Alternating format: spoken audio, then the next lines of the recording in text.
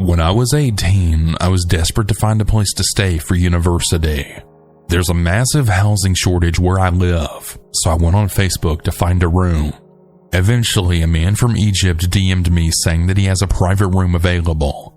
He told me that he had moved to Egypt due to being ill and decided to rent out his 3-bedroom house. He had no profile picture or any info on his profile other than his name. He gave me the address to get a house tour with the current tenants that are moving out.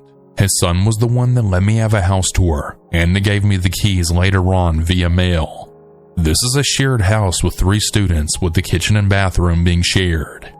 I tour around and everything seems to be normal and clean in this house, so I asked the former tenants why they're leaving. They told me that the landlord is a weird guy, but I think nothing of it and decided to sign the contract via email. I did not see a son after the house tour. After signing the contract, the landlord got my phone number on WhatsApp and messaged me saying that he wants to build a friendship with me. I say that I'm too busy right now with school. He would call me sometimes 10 times a day and ask why I'm not picking up. He called me because he said he was lonely and needed company. Most of the time I wouldn't respond and just move past it and pay the rent. About a month after I moved into the house, his messages became stranger. I notice you have a heater and an air fryer on your table. Could you please not use those? Why do you own 2 laptops? That's kinda strange, he would say. If this man really claimed that he's living in Egypt and I've never seen him in person and my windows and my doors are fully shut and locked, how did he know that those items were sitting on my table? There were multiple messages like this commenting on the kind of objects in my room or how I organize my room. More importantly, he would attempt to charge €150 more on the rent for using my air fryer too much in my room. Again, how could he tell that I was using my air fryer and not my roommates since I'd never brought my air fryer outside of my private room? As for the roommates, they were pretty chill and also students, not from Egypt however. When I told them all about the messages I had received, they said that they hadn't gotten anything like that and heard nothing from the landlord. The roommates claimed that they've never been in my room or contacted the landlord. I don't believe them, so I asked to see their WhatsApp, and there have been no messages other than rent has been paid. I tested if the roommate's key could open my door, and it could not. They were also gone for majority of the day, so I had started to test him. I would put specific objects onto my table in my private room and see if he says anything about it. Well, he noticed, and that's when I freaked the hell out in the middle of a class lecture. Then 2 days later, after ignoring all the comments about the objects I placed, I got several calls from unknown phone numbers. I only answered twice. The voice vaguely sounded like the landlord and then says to, "Come home." I came home and the trash that I threw out that day was all over the front door to my private room. Finally, after nearly a year of dealing with this, I finally found a safer place to stay and filed a restriction order against this Egyptian landlord. I still have absolutely no idea how he knew what objects I had in my private room or how that trash ended up in front of my door. One friend of mine believes there were hidden cameras, while another believes a roommate was spying on me. But again, I don't really know.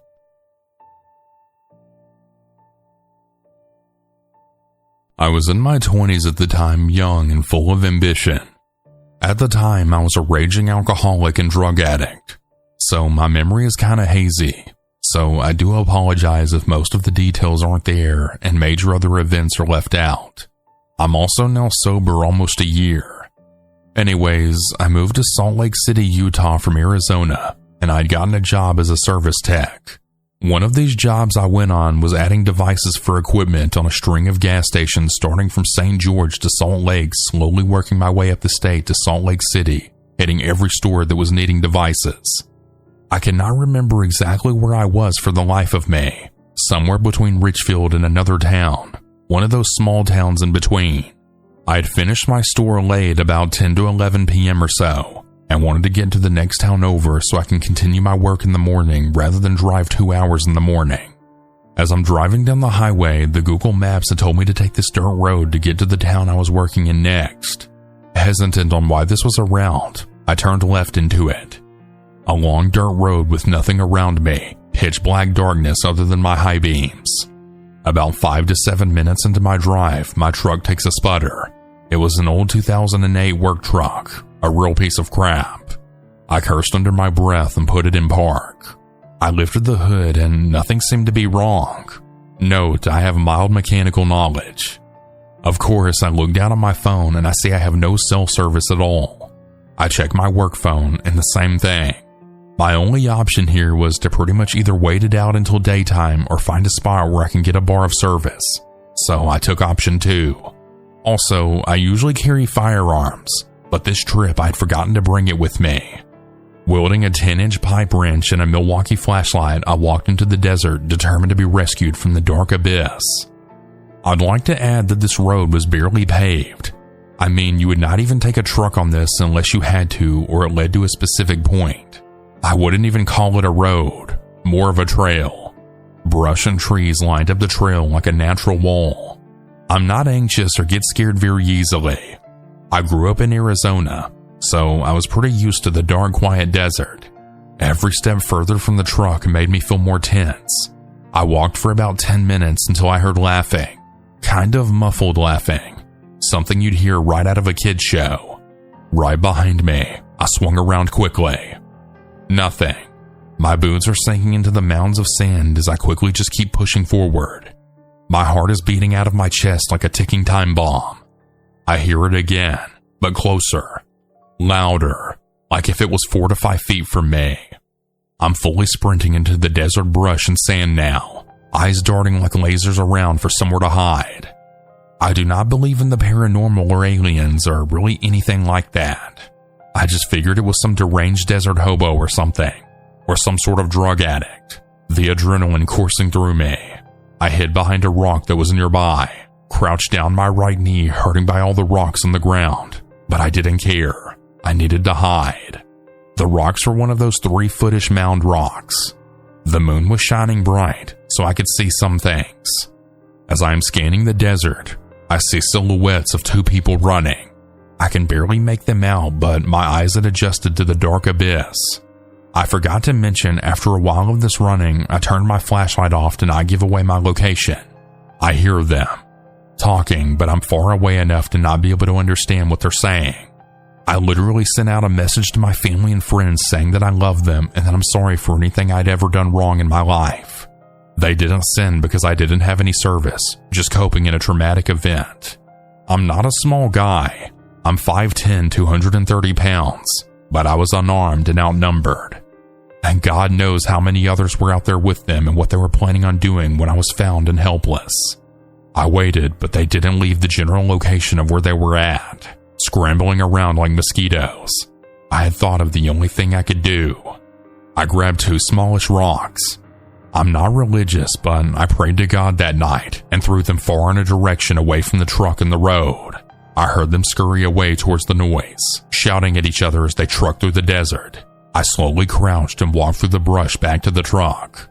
I forgot to mention this earlier, but I heard another set of stomping after the 2 had run. There were 3 people in the desert with me. As I got closer, I could see the truck. I felt like I was in heaven. Every step was closer to salvation. My boots filled with sand every stop into the soft, cold sand.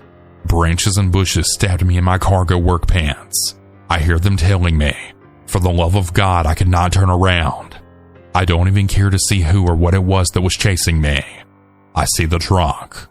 The truck driver's side door is completely open. I had left it closed.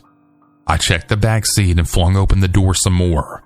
I flew into the driver's seat in the truck and did the most stupid thing ever, but the only thing I could think of. I started it. It took a couple of tries to start it, but cranked and let out a massive roar. I threw the gear shifter in drive and drove. As I was driving, hauling ass down the dirt road, I saw hooded people hiding along the sides of the road, ducking as I drove by, scattering into the darkness like roaches in a kitchen. I rolled down the window and chucked my pipe wrench as hard as I could right at one of them, and then sped off. I watched it do flips right into where they were. I yelled as I sped off into the pitch-dark desert night. Trails of dust followed the truck as it drove. Silence. Nothing but me and my heavy breathing trying to make sense of the whole situation. I drove until I saw the town lights. I was sweating, white knuckles on the steering wheel, gritting my teeth, going at least 75 miles per hour. I got into the small town at around 12 a.m. I threw myself into a local 7-Eleven. Looking terrified, the cashier asked me what was wrong, and I asked her to just call the sheriff's office. The sheriff was just some old burly-looking man. I'm covered in tattoos head to toe, so he treated me as a criminal almost myself. Turns out some hose had bursted. Do not remember exactly what it was though. I got into town and called my boss, who was upset at the late night call he was receiving. He was shocked at what I said, and he said to call the sheriff's office and mechanic. Mechanic guy was super nice and didn't charge me for the repair. The cops were not really much help. They basically looked at me like I had been up too long and I was hallucinating. I was not. They asked if I had taken drugs or drank, and barely wrote anything on the report. The mechanic was telling me that he had never heard of anything like that happening in the area. I stayed in the motel that night. I believe it was a Motel 6, but I can't remember. I swear I didn't get a lick of sleep that night after I showered the dirt off me. I ended up returning home early and quit this job later down the line for other reasons. I have since moved out of Utah to Florida. A photo I had taken on the service call had came and reminded me of the story. I had to write it down. I had to tell someone. Was this a robbery? Why were they trying to hurt me? Did they just see the work truck and say, "Oh, expensive tools and copper"? I have no idea. I'm just curious, who do you think these people were and why were they hunting me like an animal? Has anyone out there had a similar experience? How close do you really think I was to being murdered in the desert? Update. I forgot to mention that the truck was looted. I remember that all the wire, pipe, and some power tools were taken from it. We humans are not afraid of being alone in the dark, but finding someone else in the dark with us, that's a different story.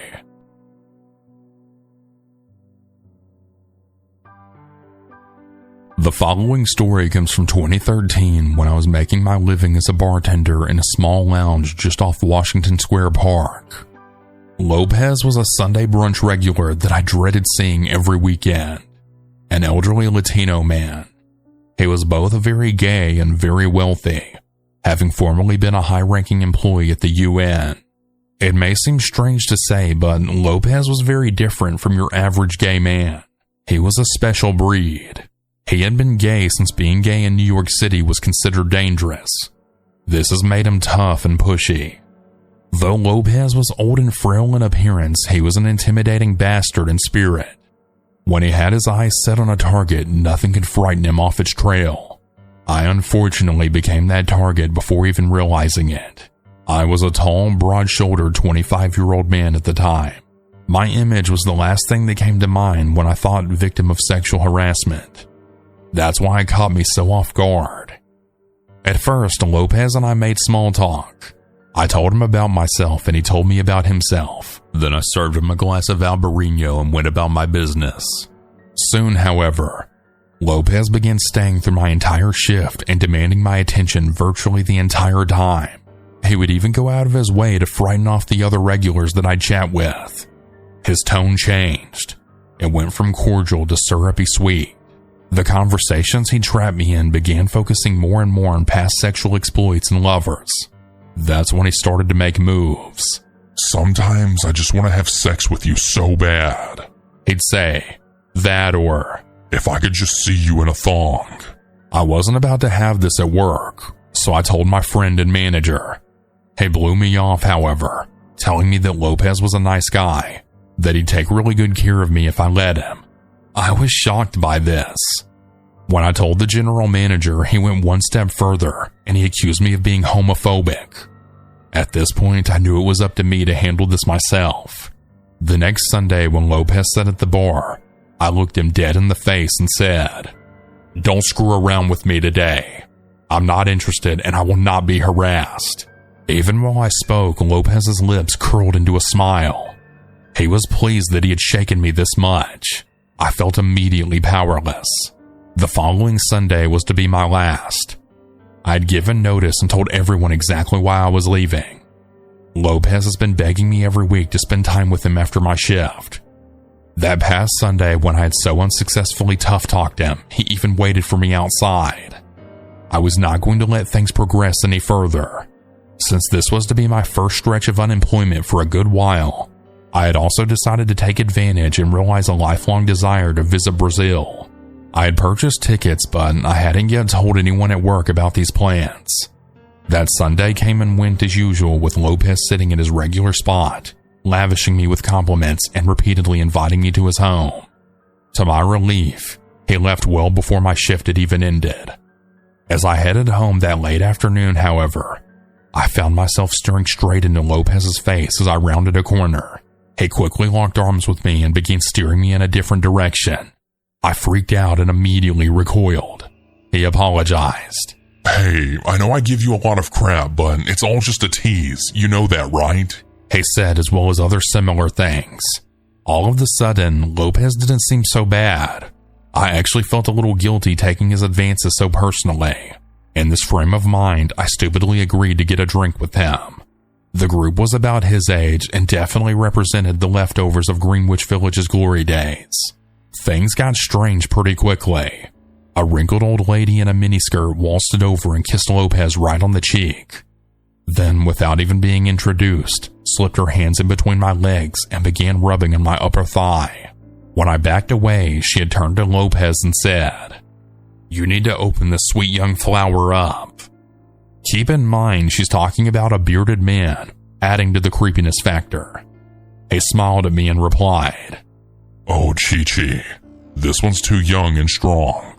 We have to break him in first." The feeling of sitting there and hearing two elderly people talk about me like a sexual favor that was about to be passed around was just way too much to handle. I got up and left. As I hit the door, and this was by far the worst part, Lopez called after me. "Leave now, but who knows what old friends you might just run into in Brazil." To this day, I have no idea how he knew of my travel plans. I had told no one at my job, none of my other regulars, or anyone I knew that had contact with Lopez. Either way, cue 3 weeks of me perpetually looking over my shoulder in Brazil. Fortunately, my stalker lost interest in me the time I returned. But let me really just emphasize, Lopez, I pray to God that I never see you in my life ever again.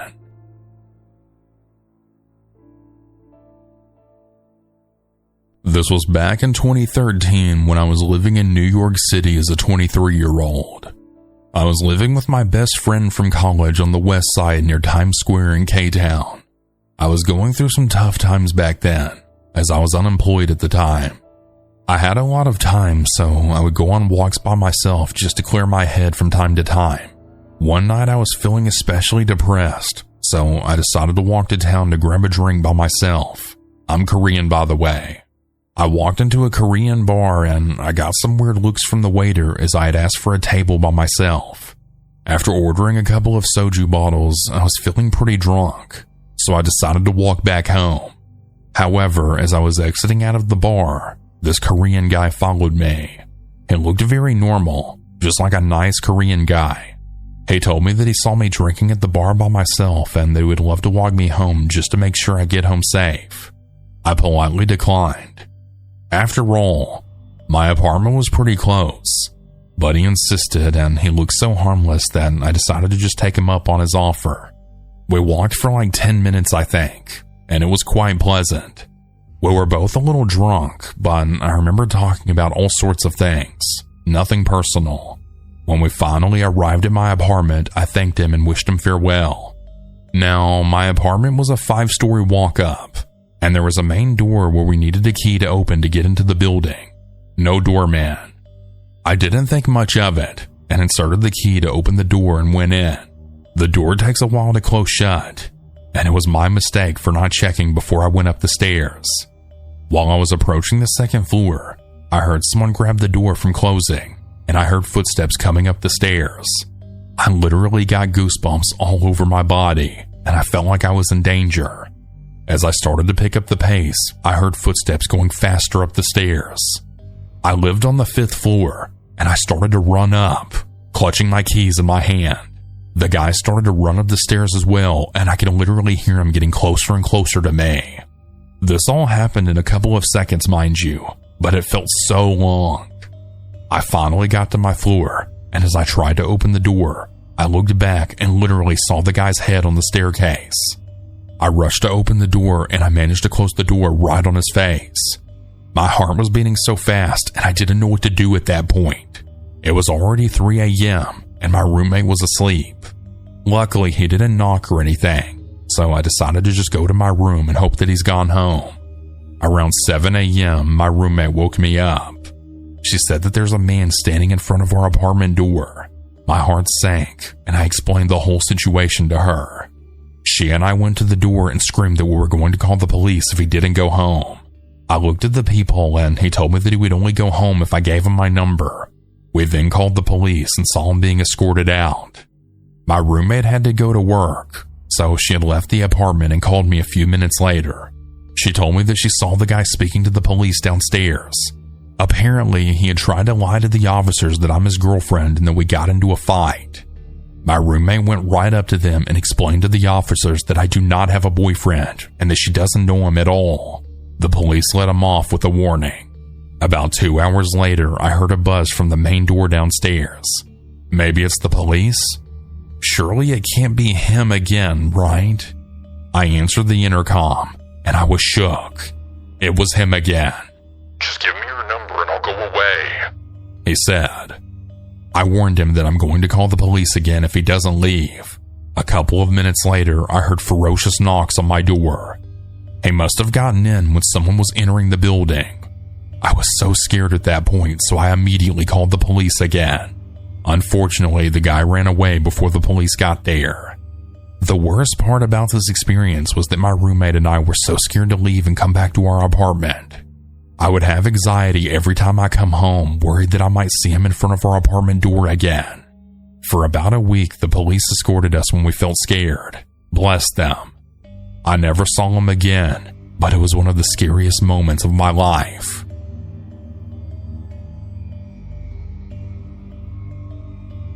Before I start, here's a bit of context to my story. My husband and I lived in a small 2-floor house with 2 main entrances, one along the front and on the other side of the house, which opens up into the laundry room. When we're too busy or it's too late to walk our dog, we hook his collar into a long line that's attached to one of the pipes in the corner of our house so we can use the bathroom.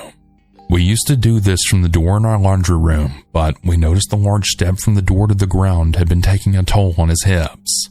As a result, we had started getting him out through the front door instead, since the porch is much closer to the ground. This particular night, I was home alone with my dog, and it was around midnight when I decided to let him outside one last time before going to bed. I hook him up to his line, close the door, and lock it before heading into the kitchen to put away the dishes. This was pretty routine. Even if he used the bathroom quickly, he liked to walk around along the front and side of the house for a few minutes before coming back inside. As I'm putting away the dishes, I had heard a scratch on the door. How my dog signals when he wants to come inside. So I head over to let him back in. Since I've watched way too many scary movies, I always look through the door's peephole before opening the door. Out of habit, I check that my dog is in front of the door. Instead, I see a man staring very intently at the door handle. I freeze with my hand on the door handle. I don't know how much time went by, but then I heard another scratch. This one louder than the last. This kind of wakes me up from my initial shock, and I run to grab my cell phone. I call my husband to tell him what's happening. He was very confused.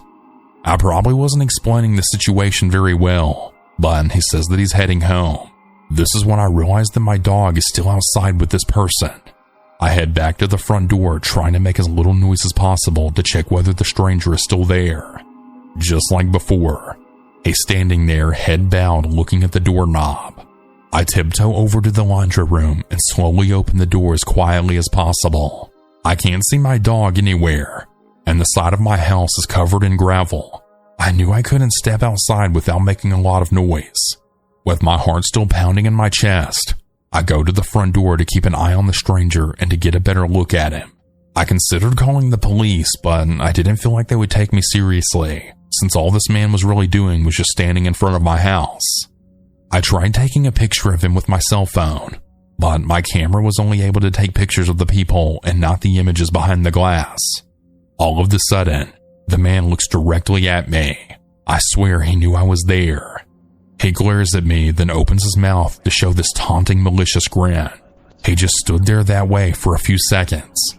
With that, he turns around and starts to walk down the street. I stayed in the same place, almost expecting him to rush back and start pounding on the door. Luckily, my husband got back after a few minutes. Long story short, he convinced me to call the police and we went out looking for our dog.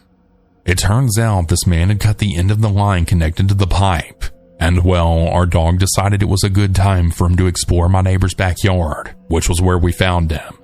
It's been 3 years since this happened. We've since moved to a new house for unrelated reasons, and the police weren't able to come up with any suspects. Ever since then, we take our dog on very long walks before the sun goes down.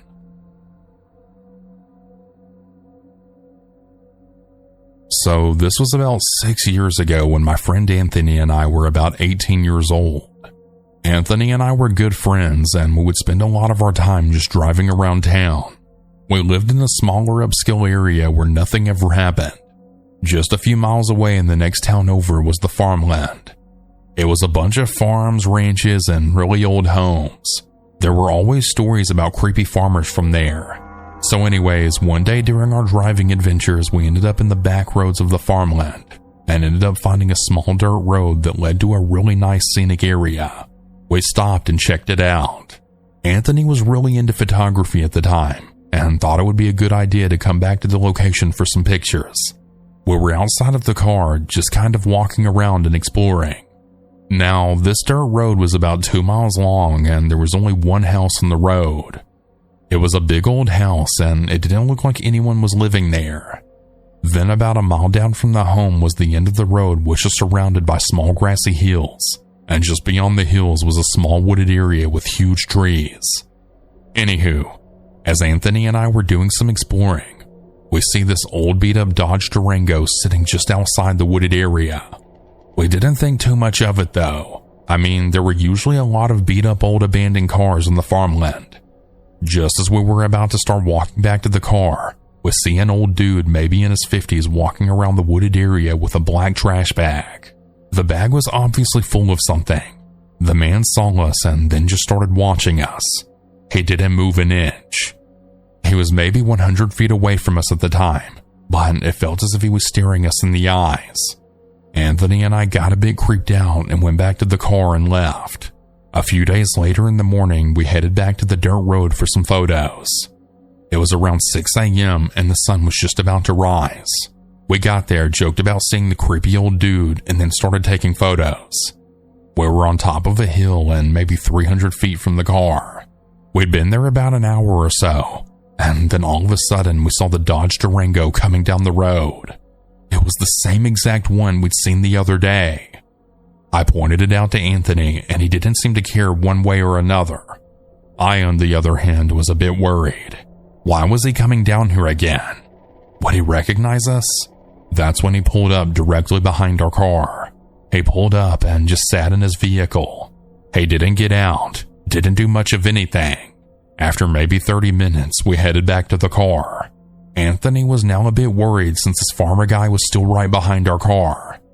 When we walked up to the car, we got a crystal clear look at him. He was definitely in his 50s. He had lots of white scruff on his face, and he was wearing a black coat. He gave us a look up and down. He had just the meanest look on him. He just looked angry. He looked full of hate. We got in the car really quickly and then took off. Then he started to chase us. We were going down the road at maybe 30 miles per hour. It felt a lot quicker since our little car was so bumpy on the dirt road. The guy was super close to us, maybe a foot or two behind us at all times. He had his high beams on. Even though we kicked out a cloud of dust, we couldn't seem to lose sight of this guy. We got to the main road, and when we went to turn right, he had also turned at the same exact time. He was now driving on the wrong side of the road and was just staring at us from his car. As we were right next to him, he had pulled out a knife and started pointing it at us. He then passed us, cut us off, and we arrived at a stoplight. He was right in front of us, and then we saw his reverse lights come on. Another car that had pulled up next to us, which was the only car that we'd seen all morning, started honking his horn. The farmer was not stopping. He was still reversing. Anthony threw the car in reverse and backed up and pulled onto the shoulder. Once we had some distance between us, Anthony gunned it and we got in front of the farmer man. We were on a pretty wide open and empty highway, but there were still stoplights every mile or so. After we got back in front, we'd started doing 100 miles per hour just to get away from this guy. He was still on our ass though, and he wouldn't let up. We were coming up on a light. It turned red and we just barely made it through. The farmer was maybe 2 seconds behind us now, and we thought he would stop at the light. Nope, it blew right through it. He had now caught up to us again and was right next to us. He started slowly drifting into our lane and Anthony hit the brakes. For whatever reason, the farmer man started swerving. He ran right into a guardrail. I still remember all the dust and debris flying out from behind him. We made a U-turn and just took off back to our side of town. On the way back, we had called the police. We told them everything about what had just happened, how we even saw him with some trash bags the other day.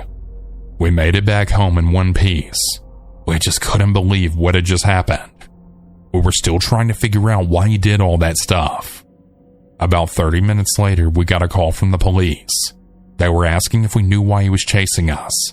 We told them we had no idea and we had never met him before and we had only seen him that one other time.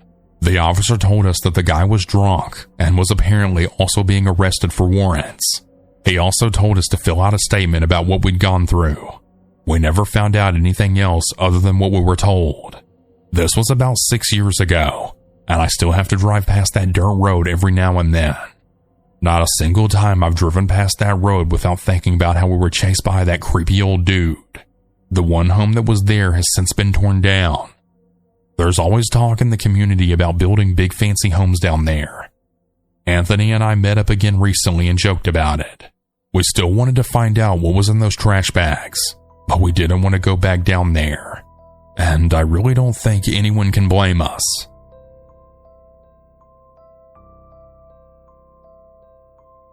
A little backstory. My girlfriend and I have been living together for years, and about 2 years ago we decided to move to a new rental house. The house is in a nice quiet suburb on a dead-end street with a huge property, 200 acres of farmland at the end of the street. We had met almost all of the locals and gotten along with them like a house on fire. About 3 months after moving in, my girlfriend decided, I think it's time to make a long-term commitment and a huge decision without consulting my partner, and adopted us a 9-month-old dog. The dog was completely untrained. Luckily, we had a big backyard, and most of the neighbors had dogs as well, so they understood that the training process was a tough one, barking constantly, etc. Aside from a few pairs of my girlfriend's underwear going missing, which we assumed was the dog, she likes jumping up and taking clothes from the line. Things are great. Anyway, back to the story. I work early mornings, 3:30 to 4:30 a.m. I came home from work one day a week after adopting her to find our new untrained dog had escaped our yard and went walking. Lovely. I call my girlfriend to tell her what happened. She says that she'll be home soon.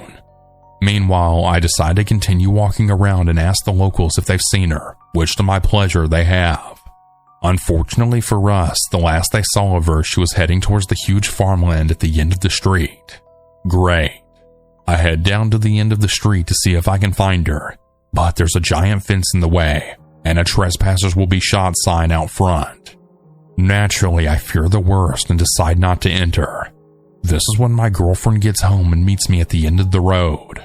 She found out who owns the property and managed to get his number from another neighbor.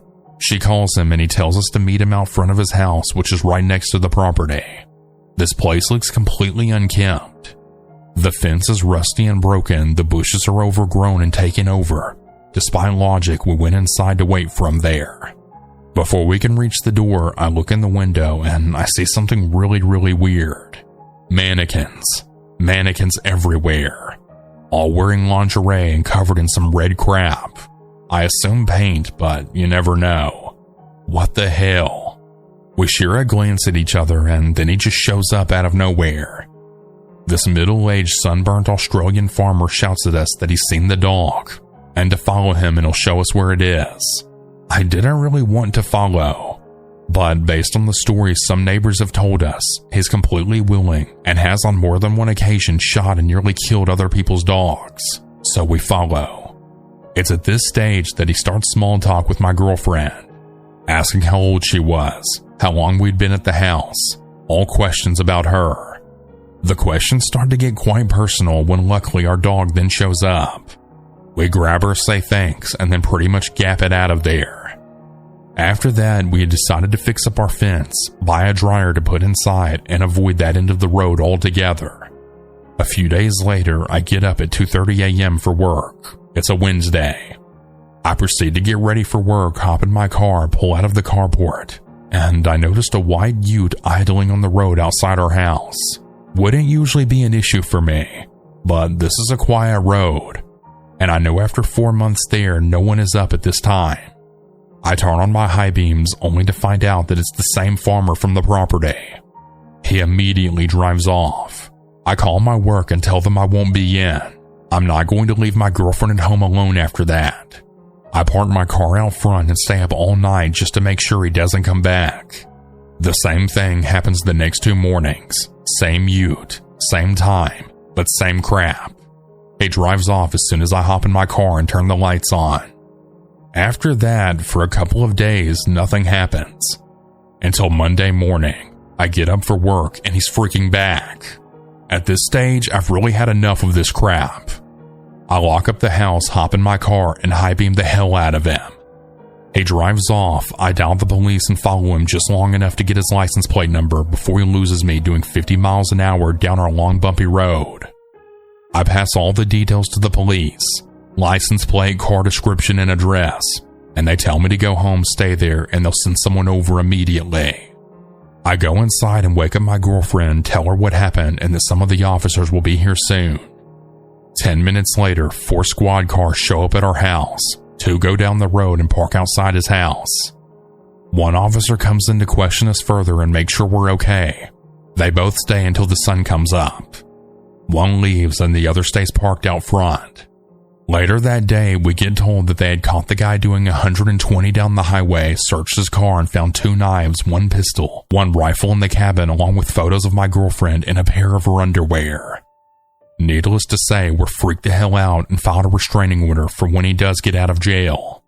In hindsight, I wasn't very smart in the situation. Should have called the cops a lot earlier on, but this crap has never happened, so I kinda didn't think either of our lives were at risk. Big damn mistake. Definitely have learned my lesson. Hey, don't leave yet. Let's talk. I hope you all enjoyed the stories, and now I kind of want to talk about something. I've done several live streams lately on YouTube, and I have talked about this a little bit, but I've recently got into streaming, and I've been thinking about this for a while now, but it's something that I really want to do. I've been streaming on this website called Kick, and it's something that I really want to do outside of doing stories. And I've been really enjoying it, and it's really what I want to do in the future. I'm actually planning to face reveal at some point this year. And once I do, I'm pretty much going to be streaming all the time. I know that a lot of you are just here for the stories, and that's totally fine. That's what you subscribed for. But I feel like I have a following, and I feel like I want to do other things. And I really want to give this streaming thing a shot. So, if you think that might interest you, I'll have the link to my Kick in the description. It's pretty simple. It's just kick.com/southerncannibal. And I've also created a Discord server for this community. This Discord server is meant to be the community for my streams. It's not going to have anything to do with this, or anything to do with stories. This server is strictly for if you want to be part of my streaming community. So if you plan on being a viewer and watching me over there, join the server. And I don't know. I have no idea where this is going to go, but I am really excited about it. And like I said, I am going to face reveal, and I am going to be doing it on Kick. I'm not going to be doing it over here this is, I just doesn't feel like it's the place for it, doing it over here, because this is just stories, and, it doesn't feel like the place for it. But I am going to be officially face revealing, hopefully this year, on Kick. And I hope some of you will join me on that journey. I know a lot of you will have no interest in that, which is totally cool. Like I said, you subscribe for scary stories. You didn't subscribe to watch me stream. But I feel like I have this following, and I need to go for things that I want to do. So that's what I'm doing. Anyways, hope you all enjoyed the video, and I hope at least some of you do come to my Kick, and some of you join the Discord server. I have a good feeling about this, and I really think it's going to go somewhere. Anyways, have a good day, everyone, and remember to always stay hungry.